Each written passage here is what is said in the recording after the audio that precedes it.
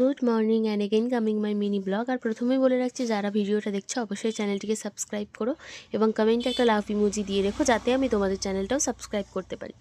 তো চলো আজকের মতো ব্লগটা শুরু করি। আজকে গিয়েছিলাম আমাদের এখানে জাগ্রত বাবা বৈদ্যনাথের কাছে পুজো দিতে।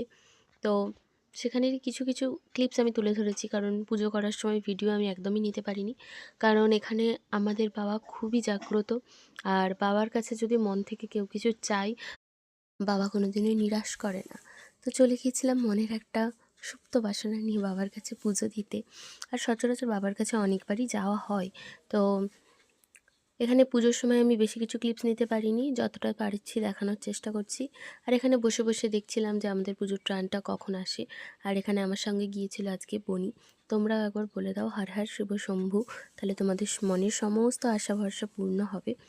এবং ভগবানের উপর ভরসা রাখাটাই আমাদের জীবনের শেষ অস্ত্র, কারণ উনি ছাড়া কিছুই হবে না।